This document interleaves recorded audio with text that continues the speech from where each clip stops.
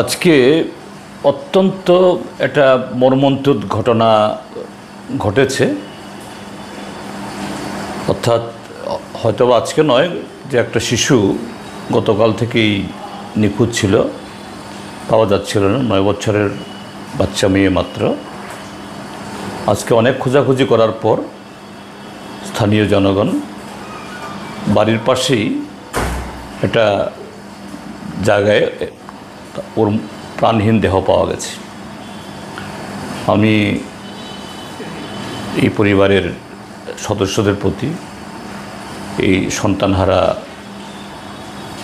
মা বাবাদের প্রতি গভীর সমবেদনা জ্ঞাপন করছি, তাদের আত্মীয় স্বজনদের প্রতিও। কিন্তু যেটা আমাদের গভীর উদ্বেগের সাথে, যেটা আমাদের এই জাতীয় ঘটনাগুলো যেভাবে বাড়ছে, এটা যে বলার, কেন ত্রিপুরা রাজ্যের মধ্যে হঠাৎ করে এই জাতীয় ঘটনা বাড়ছে। অস্বাভাবিক মৃত্যু, শিশু অপহরণ, শিশুকে এইভাবে ফুসলি নিয়ে গিয়ে মেরে ফেলা।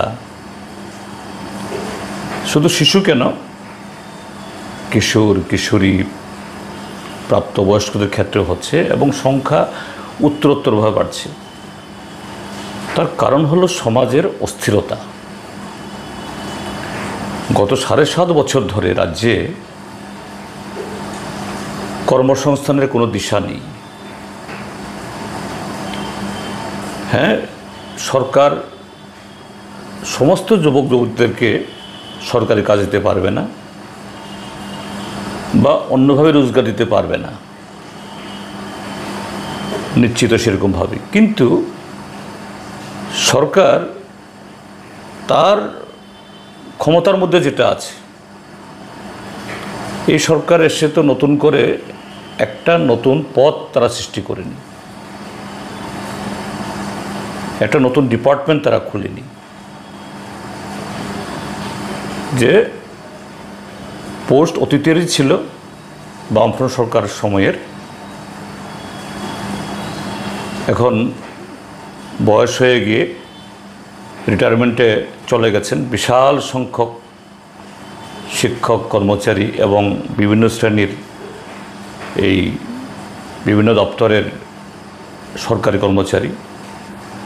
10,330 জন শিক্ষক দুর্ভাগ্যবশত একটা আদালতের রায়ে তাদের চাকরি গেছে, এবং সরকারের দেওয়া তথ্য অনুসারেই এখনও 23-24টি দপ্তরের কোনো তথ্য সরকার দেয়নি। এতেই প্রায় 52-53 হাজার শূন্যপদ, এবং প্রতি বছর এইভাবে 6-7 হাজার কর্মচারী রিটায়ারমেন্টে যাচ্ছেন। একটা দপ্তরের অর্ধেকের বেশি ক্রুশিয়াল ডিপার্টমেন্ট, এগ্রিকালচারের মতো, তারপর এডুকেশন, ইভেন মেডিকেল অর্থাৎ স্বাস্থ্য, যেগুলো জরুরি, ওই ক্যাটাগরির কর্মচারী ছাড়া দপ্তরটা চলতেই পারে না। এগুলো ফিল আপ করার সরকারের কোনো উদ্যোগ নেই। শুধু বাগাড়ম্বর এবং মরুভূমিতে 2-4 ফোঁটা জল ছিটিয়ে ওরা বলছে মেলা, রোজগার মেলা করছে, চাকরির মেলা করছে। তারপর নতুন কোনো বিনিয়োগ নেই, শুধু প্রোপাগান্ডা, ফ্ল্যাক্স, পোস্টার। তো এই ঘটনাগুলো যে দীর্ঘমেয়াদীভাবে আমাদের সমাজ জীবনে, এবং বিশেষ করে এই শিক্ষিত অর্ধশিক্ষিত তরুণ তরুণীদের, তাদের জীবনে একটা অন্ধকার নেমে আসছে, একটা অনিশ্চয়তা। আর তা থেকেই নেশা, নেশা গ্রহণ করা এবং নেশার উপর ভিত্তি করে পাচার ইত্যাদি করার মধ্য দিয়ে রোজগার করার চেষ্টা। তার সাথে পাল্লা দিয়ে বাড়ছে সীমান্তে পাচার। ওপারে বাংলাদেশ, সেখানে তো প্রায় 20 কোটি জনসংখ্যা, সব কিছুতেই তাদের ঘাটতি। এখান থেকে শুধু যে ফ্যান্সি মূল্যবান বিভিন্ন পণ্য যায় না, এমনকি সাধারণ চিনি এবং অন্যান্য এই সবজি থেকে শুরু করে মাছ ছাড়া সব কিছুই যায়। বাধ্য হয়েই শিক্ষিত অর্ধশিক্ষিত যুবকরা এরকম একটা যে অন্যায় কাজে লিপ্ত হয়ে যাচ্ছে এবং এই যে জীবনের যে এই অনিশ্চয়তা তাদেরকে ঠেলে দিচ্ছে এই অস্থিরতা থেকে মদ, গাঁজা এগুলো পাচার এবং এগুলোর ব্যবহারেও। সেদিন সোশ্যাল মিডিয়াতে দেখছি একটা যুবতী মেয়ে, ওই যে জান্নামুন্ডা নাকি জানি বলে, একটা গুটি দিয়ে জুয়া খেলা, একটা মেয়ে এই জুয়া খেলার তিনি এই কোনো একটা জায়গাতে পাহাড়ি এলাকাতে, সেখানে মেলা, এখানে গিয়ে জান্নামুন্ডা এই গুটি লাড়ছে।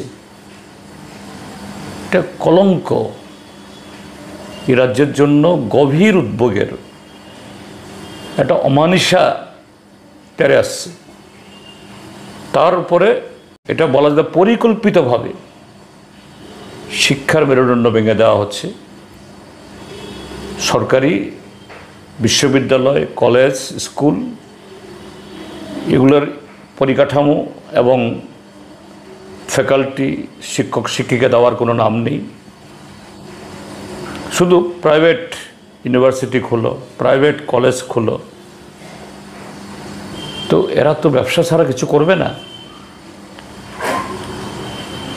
স্বাস্থ্যের ক্ষেত্রেও তাই, যে গত 7.5 বছরে যে ব্যাঙের ছাতা মতো আগরতলা শহরে নার্সিংহোম। আমি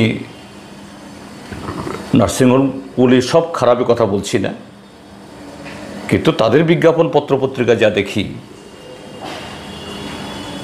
যে বিশ্বমানের হার্ট স্পেশালিস্ট, হার্টের এই কী বলে চিকিৎসার জন্য সমস্ত ধরনের ফ্যাসিলিটিস,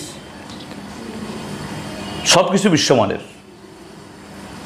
আর যে হারে সেখানে ফি ধার্য করা হচ্ছে, তারা সবাই খারাপ। যে সময় ডাক্তারবাবুরা সেখানে আসেন সবাই অদক্ষ, কথা বলছি না, এটা বললে ভুল হবে। কিন্তু নিশ্চয়ই এরকম একটা বেসরকারি প্রতিষ্ঠান, এটা একটা সরকারের, একটা রাষ্ট্রীয় প্রতিষ্ঠানের বিকল্প হতে পারে না। তো যে রাজ্যের মধ্যে মানুষের রোজগার নেই, কি করে বাচ্চা কাচ্চাদের সেই শিক্ষা এবং পরিবারের সদস্যদের এই চিকিৎসার ব্যয় তারা গ্রহণ করবেন? এটাই এই যে অপরাধ প্রবণতা বৃদ্ধি, এই অপরাধ প্রবণতা থেকেই যে খুন, ধর্ষণ, অপহরণ এবং এই জাতীয় একটা মর্মান্তিক ঘটনা ঘটল। মাত্র 9 বছরের বাচ্চা শিশু। একটা সময়েতে আমাদের ট্রাইবেলদের মধ্যে গরিব হলেও এই জাতীয় অপরাধ, ধর্ষণ, অপহরণ এগুলো ছিল না, ট্রাইবেলদের মধ্যে এগুলো শোনা যেত না। এখন আর কোনো বাছ বিচার নেই। এটাই তো সভ্যতার নিয়ম। যদি শৃঙ্খলা না থাকে, এটা কোনো অংশের লোক তার গ্রাস থেকে যে নিজেদেরকে বাঁচাতে পারে না, তাই হচ্ছে। কাজেই আমি সরকারকে বলবো, ঘুম থেকে জাগুন, আপনাদের সম্বিত ফেরান।